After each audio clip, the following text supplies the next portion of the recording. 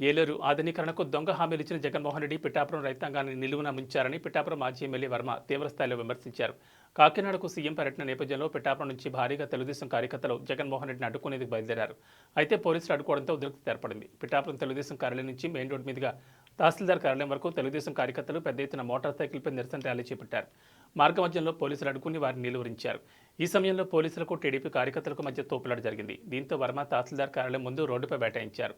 అనంతరం వర్మ మాట్లాడుతూ ఏలేరు ప్రాజెక్టు పాపంలో ఎంపీ వంగా గీత, ప్రస్తుతం పిఠాపురం ఎమ్మెల్యే పెండెం దొరబాబులు భాగస్వాములని, ఏలేరు నీటిని తాండవకి అమ్ముకొని రైతుల నోట మట్టి కుట్టారని విమర్శలు చేశారు.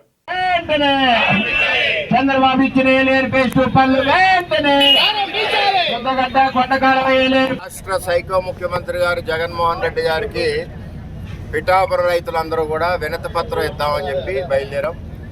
పోలీసులు దౌర్జన్యంగా మమ్మల్ని ఇక్కడి నుంచి వెళ్ళకుండా ఆపేయడం జరిగింది. ఇక్కడ ఎంపీ గీత, రేపు పోటీ చేసే అభ్యర్థి Geetha, MLA present MLA dummy MLA Dorababu garu ఇద్దరూ కలిసి చంద్రబాబు నాయుడు గారు ఇచ్చిన ఏలేరు ఫేజ్ 2 ఆధునీకరణ పనులు తక్షణం నిలిపివేయాలని ఉత్తరం ముఖ్యమంత్రికి రాశారు. దాని ఆధారంగా జగన్మోహన్ రెడ్డి ఏలేరు ఆధునీకరణ ప్రారంభించిన పనులను ఆపు చేశారు. కాపు నేస్తానికి ముందు మేము ఎన్నో ఉద్యమాలు చేస్తే కాపు నేస్తానికి గొల్లప్రోలు వచ్చినప్పుడు అక్కడ గొడవలు అవుతాయి, రైతులు తిరగబడతారన్న భయంతో ఏలేరు ఆధునీకరణ పనులు తక్షణమే ప్రారంభిస్తారని ఈ జగన్మోహన్ రెడ్డి తెలియజేయడం జరిగింది. ఆల్రెడీ చంద్రబాబు నాయుడు గారు ఇచ్చిన జీవో ఇచ్చారు, అగ్రిమెంట్ అయింది, టెండర్ అయినా పనులు ప్రారంభించిన దానికి నిధులు ఇచ్చి వెంటనే పనులు ప్రారంభించమని జగన్మోహన్ రెడ్డి గారిని డిమాండ్ చేస్తుంది పిఠాపురం రైతాంగం. ఆ రోజు చంద్రబాబు నాయుడు గారు ఎందుకు ఇచ్చారు? వర్షాలు వచ్చినప్పుడు పంటలు మునిగిపోయి వేల కోట్ల రూపాయల పంటలు నష్టపడిపోతున్నారు.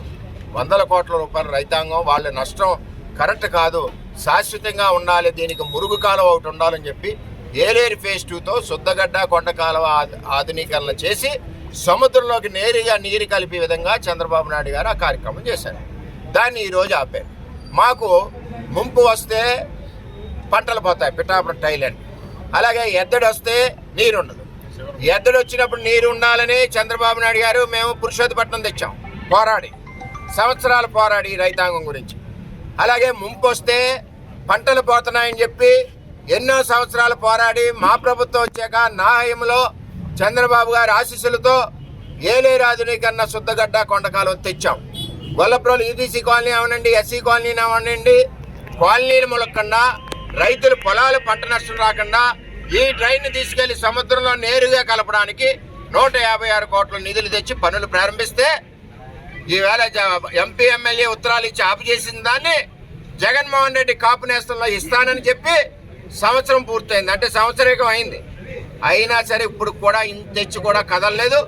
మన ఒక్కసారి ఓటేయించుకున్న ప్రజాప్రతినిధులు కూడా గాలికి వదిలేశారు. ఎందువల్లంటే వీళ్ళు స్థానికులు కాదు, కొన్నూరు నాయకులు, బయట నుంచి వచ్చిన నాయకులు. వీళ్ళకి పిఠాపురం ప్రజలు ఎలాగపోయినా వీళ్ళకి బాధ ఉండదు. మేమంటే ఇక్కడ ఉన్నాం కాబట్టి మా రైతుల కష్టాలు కన్నీళ్లు ఎప్పుడూ మా కళ్ళ ముందు ఉంటాయి కాబట్టి వాళ్ళ కుటుంబ సభ్యుడిగా చంద్రబాబు గారికి చెప్పి ఏలేరు ఆధునీకరణ పనులు చేయించాం. అలాగే ఎండిపోయినప్పుడు పంటలు